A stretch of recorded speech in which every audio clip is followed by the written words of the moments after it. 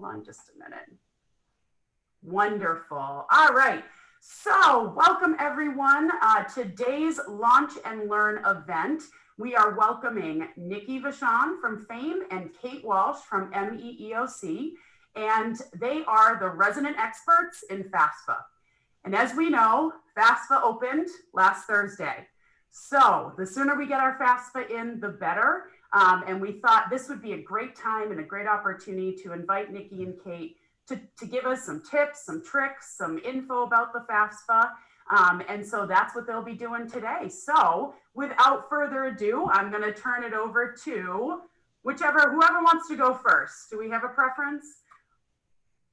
Kate first. All right, there we go. I nominate Kate as tribute. Beautiful. So thank you, Nikki. Yes, Kate, thank you so much for being here. Also, I have your sheet that you sent me. If you'd like me to share that, just let me know when you want me to pull that up, okay? Sure. So thank you for having me today. For those of you who aren't familiar with MEOC, we are another TRIO program. We are one of 8 TRIO programs, and MEOC stands for Maine Educational Opportunity Center, which doesn't tell you very much, I think. So I follow that up by saying we work for any Maine resident who doesn't already have a bachelor's degree, but is interested in learning more about how to access higher education, whether it's getting into the college, transferring colleges, and then getting the money to help you pay for that. The FAFSA is the first step, but then there's programs that you might be eligible for. There's private scholarships we can help you apply for. And we stay with you until you complete whatever that level of education you're looking for happens to be. We also, like at EMCC, we stick to the admissions and financial aid parts of our mission. And we're statewide. So I'm in the greater Bangor region, loosely defined, but we have 5 other advisors like myself around the state of Maine. So there's always somebody near you that you can reach out to. Right now, we're doing everything almost. Our advisors have been welcomed back into campuses and other agencies. We're doing some creative things with agencies to keep our presence there, even though it's virtual. And we're free, completely free, because your taxes have already paid my salary. Thank you very much. Great, thank you, Kate. And then Nikki, did you just want to introduce yourself and then we'll kind of jump in? Yeah, absolutely. So I'm Nikki Vachon. I'm kind of college access counselor, but I like to refer to myself as a financial aid nerd. I get wicked excited about education. I think education is life. I can't say that enough, but how do you pay for it? So that's where I come in. I get to help people kind of navigate that process. So I worked in a financial aid office for 17 years, but now I'm at FAME, where I can not just work with one school, I'm working with them all. I work with high schools and elementary schools and colleges. And if you're not familiar with FAME, we're a quasi-state entity, which means we're kind of a state agency, but we do stuff in the business world as well. And basically what FAME does, we kind of do what we're told, actually. When the state wants to do something, they need someone to pull it off, right? So like years ago, we had a teacher shortage and they came up with a program which was like a forgivable loan for teachers. And they said, great, let's do that. Who's gonna run it? Oh, I think FAME should do that. So that's really what we do. We take these programs and run them. And that also is state funded, but also has some funding from businesses as well, because we have another part of our house that helps businesses get off the ground. Mm-hmm. So that's kind of what we do. But you may have met one of, I'm a team of 5 people that work outreach, and we go into high schools a lot. That's a lot of what we do, trying to talk to high school kids about how to pay for college. We work in adult eds. We kind of work people through that process. Right now, we're working a lot of evenings doing Zoom sessions so we can help people get their FAFSAs done because it's FAFSA month. So that was a lot. I've had a lot of coffee this morning. So that's kind of what we do. No, that was great. Thank you both. So I'm wondering if we can just talk a little bit about, the FAFSA, okay? Because we know that the FAFSA is something, college students have to do every year, right? This isn't something you're one and done and then you'd only have to do it once. It is an annual thing. And so, I'm wondering if you could just kind of talk about maybe some of like the things that students need to keep in mind when they're going to do the FAFSA. What do they need with them? What's the information that, is oftentimes might be a little bit challenging to get a hold of, right? Tax transcripts, things like that. So yeah, if you could just talk a little bit about that, that would be great. Okay, I'll start. The first thing a student needs is their FSA ID, and that is their username and password connected to their social security number and date of birth. So you get one FSA ID per person. If you forget it, you have to figure it out. You can't just do another one like you can do a new email address. If the student is considered dependent on their parents for one of several reasons, they would also need their parents' FSA ID. But those open up the FAFSA website, and then the student can fill out all their information. They can put in their parents' FSA ID if needed to try and get the parent tax income information. This year, the FAFSA is using 2019 federal tax information because 2020 isn't done yet, right? And then a question often comes up, do I need to update it later? You don't. You do this FAFSA that opened October 1 with 2019 income for aid you'll use in fall of 21. So it's a couple of years late. Did you want to add to that, Nikki? Yeah, actually, I'm putting in the chat. Actually, I can't talk and type at the same time. Who knew? Fame had, so Kay had mentioned a couple of things. That FSA ID, I think, that's the first stumbling block that people have. So we have a tracking worksheet that I'm going to put in the chat. I'm going to do a link to that in the chat, where if people have not set up their FSA ID, I'm pretty sure most people have, but if you can't remember it, there's a way to uncover it, right? So when you go to studentaid.gov, you can say forgot username, forgot password. This is my tip to you. Once you get that figured out, I'm begging you, write it down. I have people say, I'm going to remember this. And then I laugh for like a good 3 minutes, probably. And then I say, I promise you, the feds are super picky, right? Passwords can't include your name, date of birth, or social security number. And if that's a password you use all the time, it's not going to work. So sometimes the password is not what we think it is. Mm-hmm. I've had I feel like someone's tried to use my username and password and they've locked me out because I know, like, I'll go to try and log in and I've been logged out. Someone just probably put in my username thinking it was theirs and tried it enough times to get locked out. So I think I've had to change my password several times. So just when you get that FSA ID, write that down. That's a super big tip. But then also Kate was talking about, like, what do you need before you sit down to do the FAFSA? And the 2019 taxes, I think another stumbling block that people have, especially with students. Do you have a lot of students that didn't maybe make enough money to file a tax return? A lot of students don't. So another tip would be to that W-2, you got that statement that said how much you earned at that employer in 2019. Maybe if you didn't file taxes, you didn't keep it, right? So you shredded it or burned it or threw it away, whatever.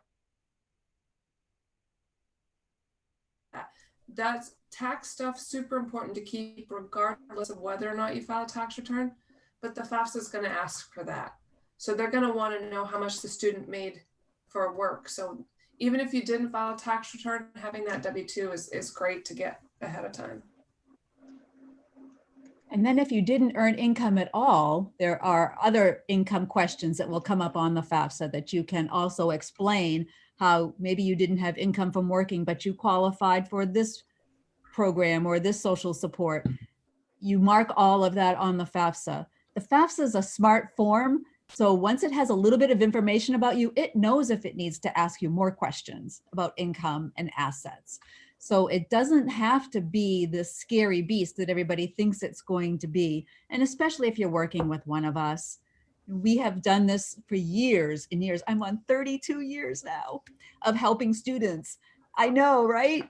And the form has changed a lot. There wasn't even an online form when I started this, but every year they make it a little better and they make it more intuitive. And sometimes they even fix some of the vague language. But if you have any questions about it, you can connect with one of us and we can walk you through it. We can say, oh, this is what they mean here. When they say assets, they're not talking about the home you live in, for example. They're not talking about your parents' retirement funds or your future retirement funds. There's a very strict definition and you have to click on the little icon to get more information about that. It's all there. You can always find it, but sometimes it is confusing. So we help take the frustration and confusion out of it. Yeah. I help people. I've done more than 50 FAFSAs already since Thursday. I've seen kind of every possible scenario already. But we have had an easier time, I think, this year getting the IRS data retrieval tool to work for a higher percentage of filing situations when that's necessary. So that pulls in information from the IRS. You can't get more right than that as far as income information. Right. I got a question actually, Kate. You mentioned something something earlier about income, right? And this is a question I get from students all the time. Does work study income count as income? So your work study award, right? Your federal financial aid award, you earn money through work study. Is that counted? Do you have to put that on your FAFSA? Well, yes, but you also back it out again later. It's Right. income earned from working. Yeah. So if you filed a tax return, you're putting it on your tax return. If you didn't file a tax return, you still earned income from working. So you put it in that line. But then if you earned enough income to get the next chart to come up, you get a chance to say, yeah, this dollar amount of my income was work study. Got it. Some students are not getting that chart. Their income is low enough that that chart doesn't even show up on their FAFSA. Yeah. But your school's going to help you with that. I don't know of a college that doesn't automatically select their work study students to verify income so they can back that out again, Right. if necessary. Yeah. You could always check with your school if you're not sure, but Right. yeah, that's a great question. It comes up a lot. Yeah. The other question that comes up is, yeah. right. The other one I get is, well, I had SSI. That's not income from working. You don't put that on the income from working line. And that's also something that gets backed out again on another chart later if that pops up on a particular student's FAFSA. Right.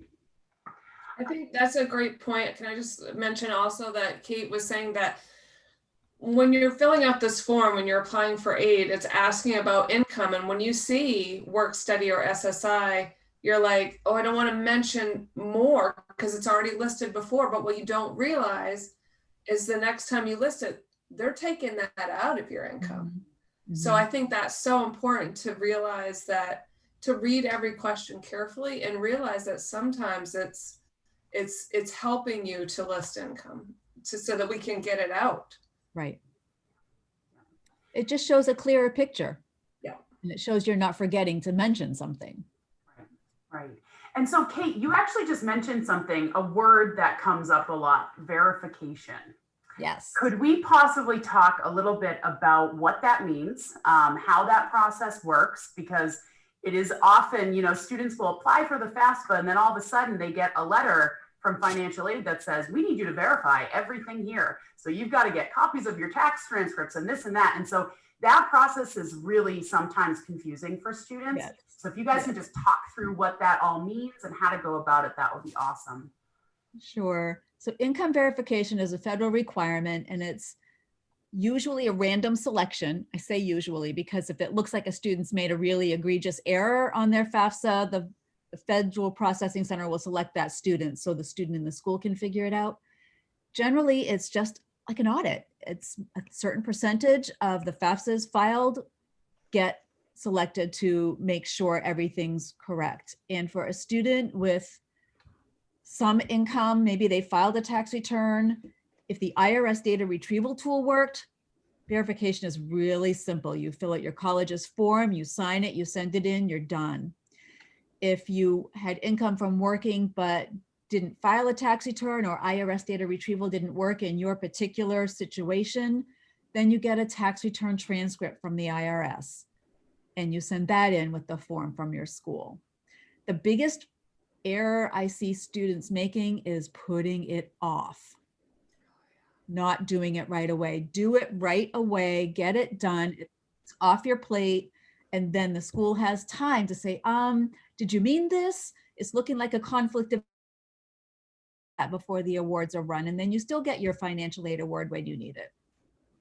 But it's fraught with anxiety, right? Because it's, oh my God, they're thinking I didn't do something right. It's not that you didn't do it right. It's just a certain number of students are selected. Can I say that also sometimes it to go through this process because they did something wrong. The financial aid office fixed it, and they're actually, if they didn't, they wouldn't have gotten as much aid. So I feel like you're right. Don't be anxious about it. This is sometimes really helpful. Mm-hmm. Yeah, and I know I've heard a lot of feedback from students that it takes some time to get your tax transcripts. And that's something that, you know, if you're selected for verification, you need to start that right away. Because unfortunately, we can't control how long it takes the IRS to get the information out. So the sooner you know about it, the better, to really get on top of it and make sure you get it done. Can I jump in there too? Yeah. The way that the financial aid office verifies your income, they can select a variety of different things. They now can, instead of getting a tax transcript, which dealing with the IRS, it's time consuming, it's long. They've been shut down too. Like they've been shut down for a while. You can submit a signed copy of your tax return instead. So if they have that and people are like, I don't have a scanner at home, you can take a picture of it with your phone if you have a smartphone and email it. So another tip there. I have a student I was working with, they're like, I don't have a scanner. I'm like, dude, I don't either. Do you have a phone? Let's see if we can make that happen. So that's just another way to get it there. I will say that some colleges push back on that and try to get the tax return transcript first. I had students held up for months, not at EMCC, but at another college because they were insisting on a tax return transcript. The student sometimes has to advocate for themselves. Mm-hmm. They have to say, look, I know that this is an acceptable document. You can see H&R Block prepared it for me, right? So speak up. If you're having trouble getting something, don't sit back and say, but I can't do it. Right. If you need help advocating, hey, guess what? I'm happy to help. We're on that team. We're definitely able to help you through that process. Yes. Yeah. And that's great advice. I mean, I didn't actually know that you could turn in a signed copy of your like prepared tax returns. That's so much easier if you have those on hand than having to go through and order, you know, to try to get your transcripts again. So that is a piece of advice that I am logging in my brain right now. So that is awesome. Thank you for all that information. So another thing that I wanted to kind of touch on, and we sort of, it's been mentioned a little bit, parents' FSA IDs, right? And parents' information. So this is something we ran into a little bit last fall when I was helping students. They would know their own FSA ID or be able to reset the password and get into their FAFSA. Then we would come up to a full stop when it asked for parents' FSA IDs, right? And they'd say, well, I know they did it because I did it with my parents last year, but they don't have the information. I don't have their information. What do students do in a situation like that when they run into that roadblock and they just aren't able to maybe, you know, get that information from mom or dad or guardian, but they still need to get their FAFSA done? There is a way to finish your FAFSA. If you've got the tax information, you can enter that manually, first of all. So then the date is there. And then you can submit the FAFSA with your FSA ID, create a parent signature page that you can print out or just download on your laptop. You don't have to have a printer. Send it to your parent, get them to print it though, and sign it and mail it to Kentucky, where the processing center is. And then you can, after you've created that document, you can go back and submit your FAFSA without signatures. So the data is in the database. As soon as that signature page gets to Kentucky and gets processed, your data gets forwarded to your college. It's a little longer process, and you're trusting that the mail gets sent when you think it does and that it gets where it needs to be. But yes, that is what you can do if you can't recreate that FSA ID somehow. And Kate and I also can work with the parents to help them reset their password or uncover their username. I'm hearing you, Kate, man. I'm just like, I feel like it's a 50-50 by mailing that whenever I'm going to mail that in. I'm like, yeah, it works about half the time. I mean, it does. It totally does. It just is a super long process. Yeah. Yeah. And Nikki and I'm sure, have learned some tricks about resetting those FSA IDs that you don't think of. Parents or students sit down, you get 3 tries before you're locked out for 30 minutes. And you have to be strategic about what you do in those 3 tries. Don't keep trying the same spelling, or I know my first car was black, and keep putting black. If, maybe you answer gray, who knows? Just suss out some of those details. We've had some success getting those reset when we thought it was a hopeless cause. Yep, I've not come up against an FSA ID that we couldn't untangle. Even worst case scenario, you can call the federal service. They have a FSA ID hotline you can call, and that person can actually see behind the scenes where I can't, and they will walk you through that process. I think there's been like 2 times where we've had the person actually have to send a copy of like a passport or something to verify their identity. That still can be done, but it's very rare that we even get to that point. So it is now. When they used to make you change your password every 18 months, it was more common. Oh. And the other thing is, when FSA IDs began, you didn't have to verify an email or a phone number, and now you have to verify an email. So that makes it easier to reset it yourself if you still have access to that same email. I was just going to say, and that's the other issue, right? Because a lot of times students set these up when they're in high school, and they'll use their high school email address. Yes. And then they don't have access to it the year after. So what do we do in that situation, right? What's the approach there? It may have to be that they contact the processing center helpline. Right. And get their new email added to their FSA ID. They then get a specific email message they respond from, takes them where they need to be to verify that new email and set a new password. It's better than it was 5 years ago, right, Nikki? Oh my gosh, so much better. And I would recommend every college student log into studentaid.gov. Look at your contact information to see what email address was in there. If it was a high school email address, you can fix it. Look at your cell phone number. If you've switched numbers, you can fix that there. So even like, this is a great time to do a little checkup to see what's listed as your information and fix it while you can, versus when you are up against a deadline and trying to make this all work.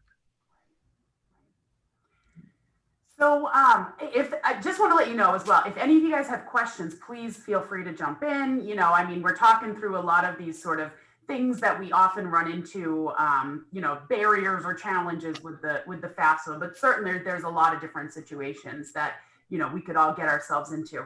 Something I wanted to follow up with as well. So sometimes there's an issue with getting parents' information.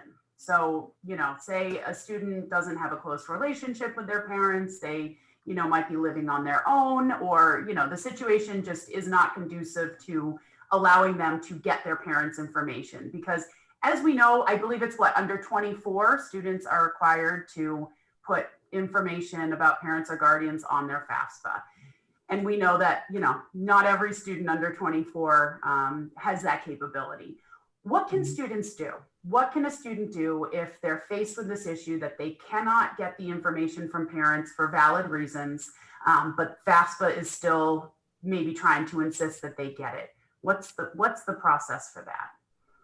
There is a series of questions in the FAFSA to try and get to what that situation might be. There are several categories that can make a student automatically independent, even if they are under 24. The most obvious is being a spouse or a parent.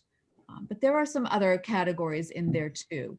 If a student can answer that they were emancipated as a minor, or they were in foster care after the age of 13, if their parents have died. I had a student whose second parent passed away last summer. He's 18, but he was concerned about that. But we were able to get his FAFSA done because of that. And then there's also the sticky situations like, well, yeah, the parents are here. I wasn't under anyone else's guardianship, but I can't speak to them. It's not conducive to my mental health to have that relationship. Then you answer that question. That's an option. And if you are homeless or at risk of homelessness, that's an option. You then follow up with your college, document that. You can't just say, oh, I don't want to list my parents' income. They make too much. But you can go through the FAFSA, submit it, and then work with your college to get the details written down for only the people that need to know, nobody else knows, and get some sort of financial aid. And I strongly recommend working with one of us if that's the case. It's just for the moral support as much as anything else, and the timeliness of the application. You really want to do it early. Can I speak to the homelessness issue? Because I feel like so many people don't really identify as being homeless, and really what that means is that you are not a parent because living with your parents is not safe, whatever that means, mentally, physically, but basically being unaccompanied, not with your parent, but also that there's risk of homelessness because maybe you're living with your friend's parent and at any time they can tell you to leave. Like that's at risk of homelessness. And I know that people don't think of, they're like, no, I have a home I go to every night. I'm fine.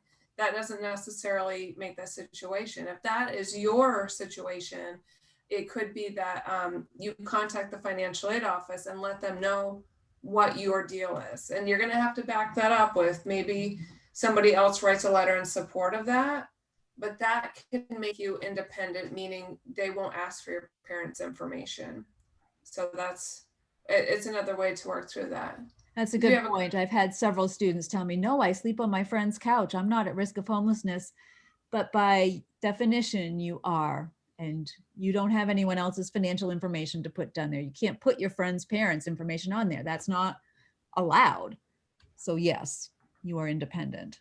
Right. And Brian, did you have a question? Go ahead. I just had a quick question. Nikki and Kate, what you're describing sounds a lot to me like the McKinney-Vento criteria. Are we pretty safe in following that when we're trying to help students determine if they're homeless? Absolutely. Yeah. Okay, Right. great, When thanks. students had a homeless liaison in high school that could say that, yes. If it's a student that struggled through high school, lived on their own, but it wasn't documented anywhere, it's a little more sticky, but absolutely, we can still get it done. Great, thank you. Yeah. And a lot of times I feel like that that high school liaison might even be able to be that other person that documents that was their situation all through high school. So that backup documentation, that's a great person to ask. Yeah, absolutely. I just saw a comment that Karen put up in the chat, and I am surprised by that. So it just says that students who are considered independent have to verify that every year or supply evidence every year that that's true. Can I speak to this? I'm sorry, Kate. I'm gonna die on this one.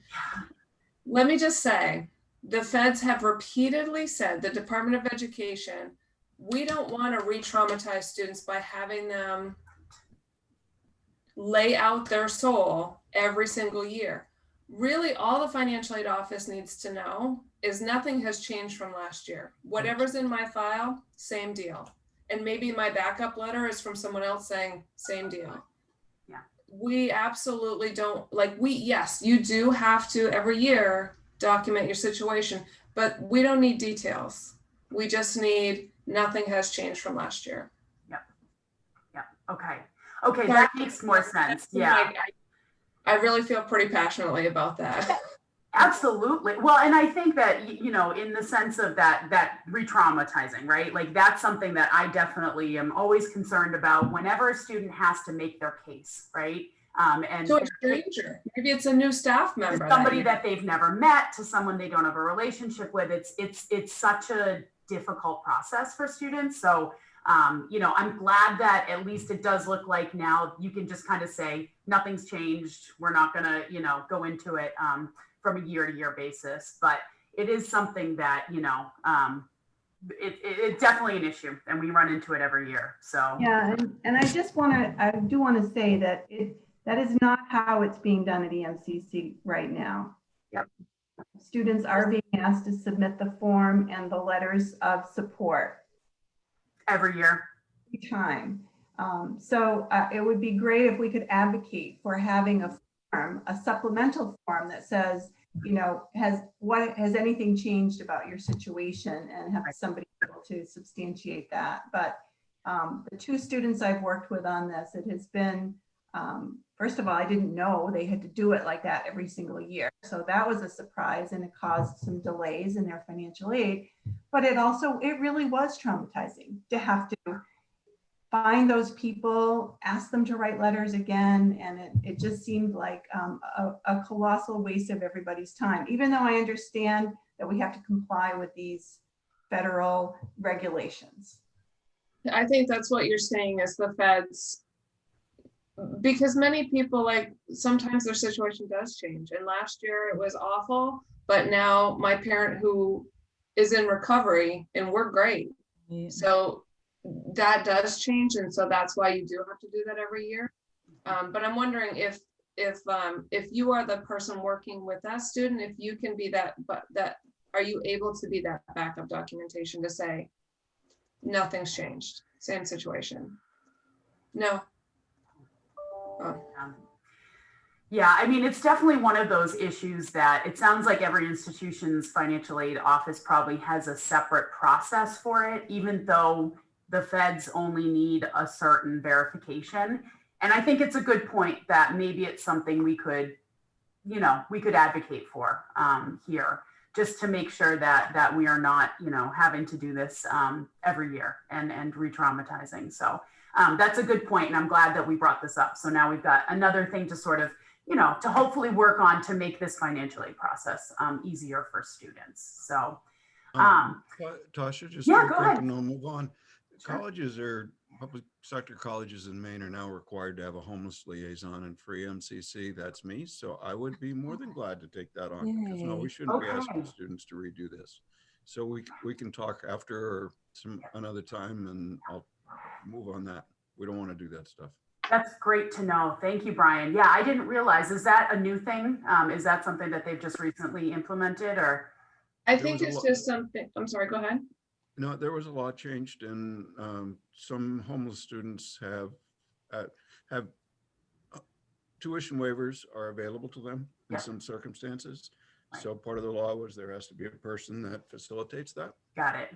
And so we're working with Shaw House, and we have a relationship there, and we don't need to re-traumatize students. Right.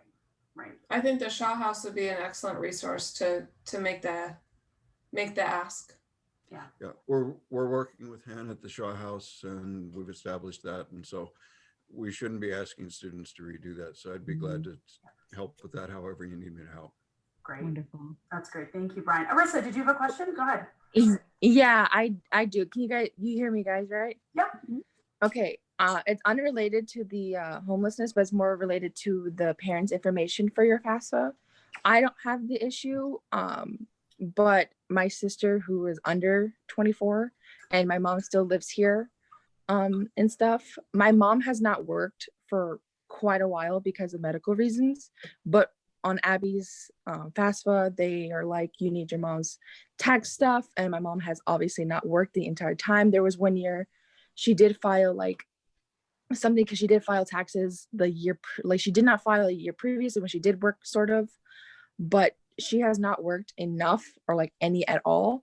But for her information for my sister's FAFSA, like she still needs my mom's tax stuff, and my mom doesn't have any tax stuff to give her. One piece of verification that we didn't mention yet is when you are a non-tax filer who has to verify, there's actually a letter from the IRS you can request that states, I did not file a tax return. So it's a process to get that letter, but she could Is it actually. every time she has to do this? Because I think she did that once and it was fine and it never really gave her a problem. And then now she's doing it again on the 1st. And now it's requiring like her to do the thing again. So does she need the letter like every year? Every new FAFSA, yes, you have to Okay. go through all of the steps that's required, but she could get that letter for the 2019 tax year. Mhm. So your sister can get her aid. If she's doing it now, she's probably looking at 2018. Does she Yeah, not because have she her was aid yet this year? uh at like her sister's aid. Mhm. I think she did. Okay. I believe. I'm not 100% sure, but I know that she always has a hard time Yeah. like with my mom's information. So because that was mainly like a thing, like my mom does not work, so she has like no taxes to file, and it always gives a headache to the whole house. Right. So okay. Yeah, she can So- submit her new FAFSA and put parents' income is 0 from working, and then order that non-tax filer's letter for verification. She can Okay. order it now too. You don't have to wait till you know if you're selected to Yeah. verify. Yeah. Get that done. Yeah. Yeah, I can tell her because I think she's working on it. I don't know if she did it because I haven't really talked to her about it. But yeah, I can tell her that. Thank you. Yes.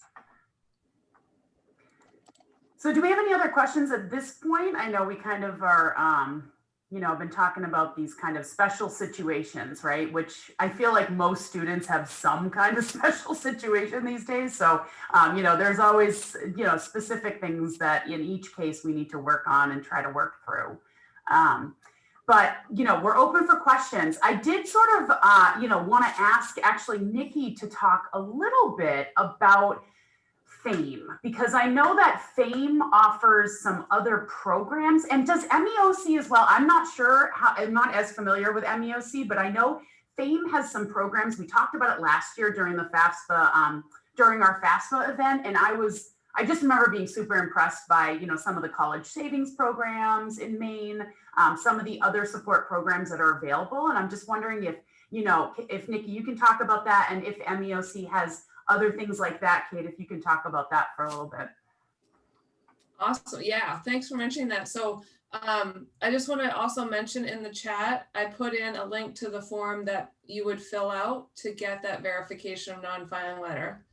So that form is in the chat. So FAME programs. So where do I start? I'm going to start with the one you mentioned.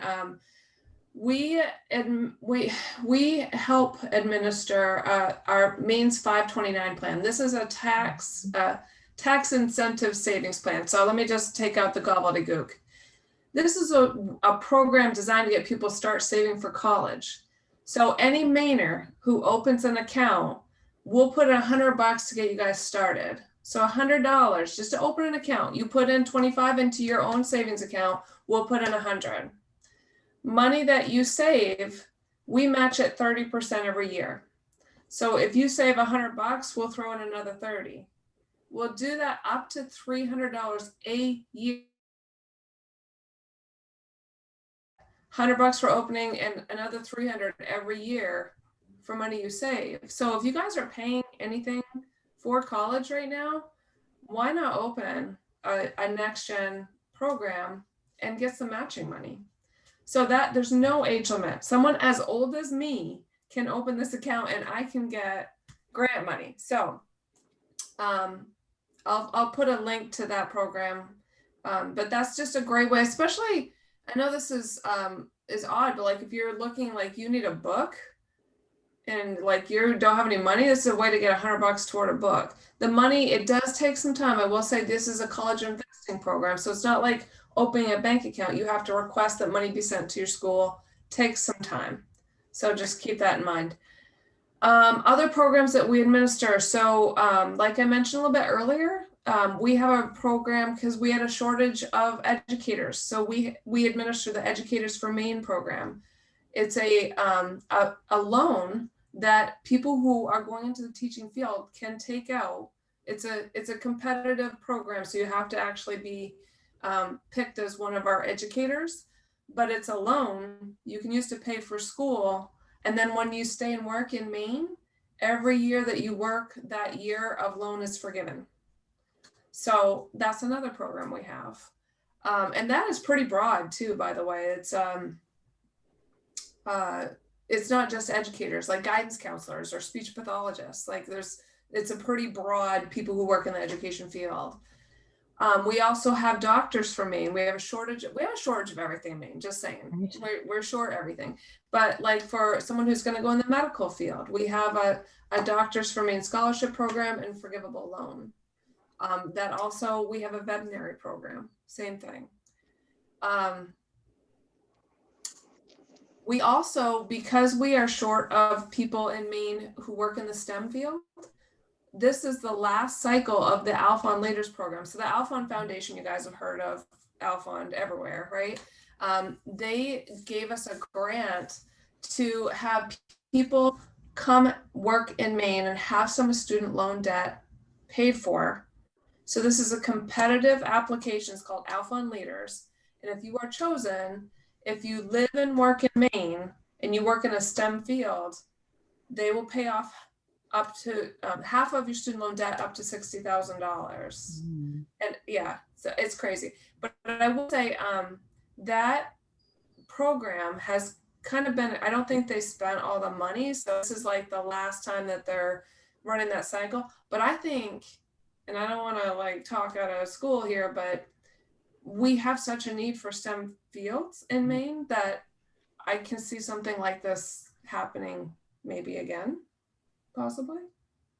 Fingers crossed. Yeah. So did I miss anything? Anything you wanted me to hit on? Okay. No, that was great. I mean, though, that's, I just think it's important to know that, it's not just FAFSA, right? Like there's a lot more involved with the work that FAME does and the work that MEOC does. Certainly FAFSA is a big piece of it, but there are other programs that, that for students to be aware of that are really going to help in terms of financing and, making sure you can pay for your education. So, and now, Kate, I don't know if you had I don't really know enough about MEOC to know if they're similar programs. So I'm interested to hear about that. MEOC doesn't have any money of its own to give students, but we have sub-grants, subcontracts to help students with the State of Maine HOPE application and FSET application. So those acronyms, HOPE stands for Higher Opportunities for Pathways to Education, and it's taken me 8 months to learn that. What it means is that it's a program funded through the state of Maine for students who are low income, who need some training for a job that Maine needs filled. And if they are not on TANF, but they meet the income guidelines, oh, sorry.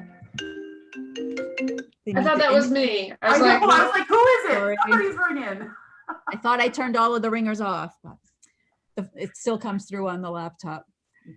So if you meet the income guidelines for your household of poverty level and you are not on TANF, you can get this funding up to $6,000 a year.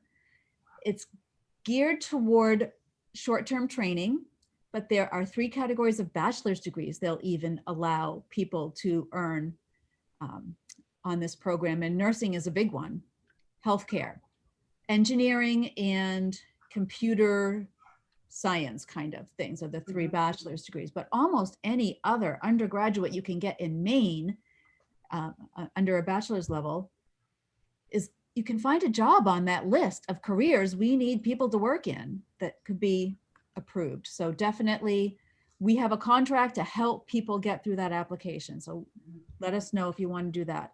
And then the Food Supplement Education and Training Program, FSET, is another one. You can't get both. You have to be on food stamps, and that's really geared at very short-term training. So things like CDL, if people want that, if they want a certificate, any of the certificates EMCC offers, that can qualify a student if they meet the requirements and agree to the rigorous follow-up that our staff has to do once a week with you on that program. Yeah, and then we help with scholarship searches. I keep a database of scholarships that I think are good bets for students. And if they say, oh, I'm looking at nursing, what do you know about scholarships? I have some information I can send them. Finance Authority Maine has a scholarship database, opens up every January. We help people with all of the details of the scholarships they're applying for. Right, and that's a really a critical piece of support, because again, that's another question I get from students all the time. Scholarships, how do I do this? How do I even start? What does this mean? What's the difference between a grant and a scholarship and my financial aid? And, so there's all these different terms and different ways of getting funding. But I think the scholarship piece, we use iGrad. So iGrad is a part, we participate in that. Our financial aid office participates in that. And if you haven't used iGrad yet, those of you who are current students, I highly recommend developing a profile and using that as a place to start with your scholarships, because it really is a great resource. And the one thing I like about iGrad to start is that they won't give you any scholarships that are already past due. And that's one thing I know a lot of students run into when they start their scholarship searches.